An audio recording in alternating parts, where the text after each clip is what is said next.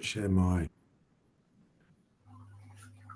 ready. Yes, so I'm Tim. I work at the Lake District National Park Authority and Strategy and Environment team. So all the climate, nature, and farming work that the Planet Authority does. And I'm going to tell you about the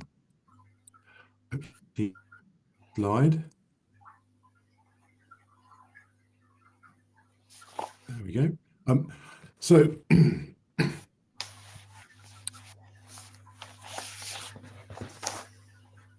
taking some time to come through. Yeah, I'll let you know when it's come through, Tim. It looks like it's trying. Yeah, There we go. We're away. Fantastic, thank you. So, in answer to your question about what would we do in decision making, how might you influence that? Two ways of doing that. So the authority runs the Lake District National Park Partnership. Ways in which we make decisions around our climate work is all based on evidence. It's very much an evidence-based approach to the work that we do.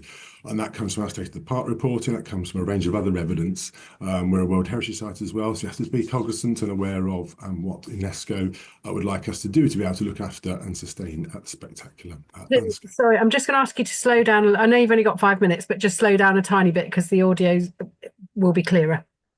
Of course, Jenny. Yeah, thank you for the reminder. So decisions we make around the climate action that we work on are based on two sources of evidence, essentially. One around our carbon budget, which you might be familiar with, that ZCC Zero Carbon Cumbria also work on, and our climate adaptation planning. So that's looking at the risks presented by climate change over our plan period, which is going to be 5 years at a time. So I'm going to talk a little bit now about what we've done to 2020 to 2025. Taking those two sources of evidence, we've decided to work with our partners and our plan makers to lead on climate action and work towards net zero with Zero Carbon Cumbria to get the county to 2037 for net zero. And then within our work, align all of our works. There's no parallel operation between what the National Park is doing and what Zero Carbon Cumbria are doing, between our sector groups and each of our outcomes in the park plan. So that means working really closely with the same people, talking about the same stuff, often in the same room, dealing with the same issue. The other main part of our work around climate has been with farming, forestry, nature and climate, aligning and integrating our work on nature recovery, working with farmers, finding out how we can work to deliver that together, principally around peat restoration and tree and woodland creation as well. In terms of us as a local authority, being a planning authority, the other power we have is through our plan policies, our local plan policies. In terms of climate action, I've picked out a few examples here from our principles of development.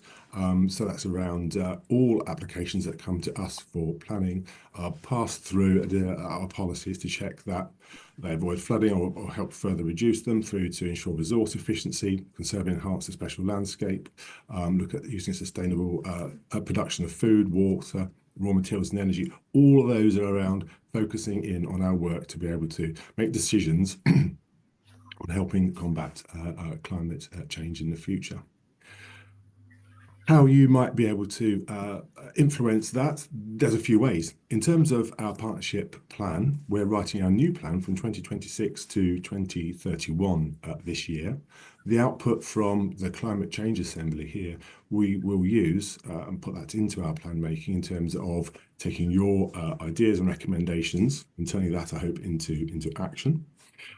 Our members on our authority, who oversee the work of the organisation, are elected through the local authorities. There's ways in which you might be able to influence that in terms of people who are voted in year on year.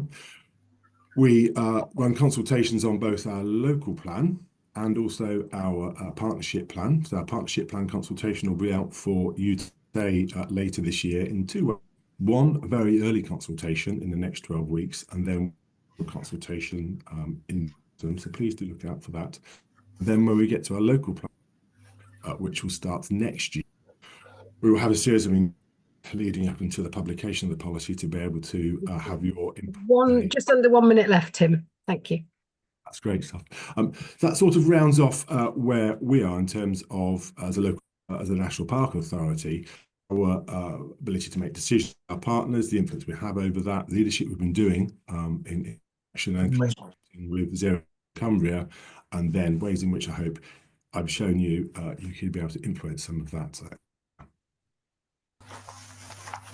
Thank you very much.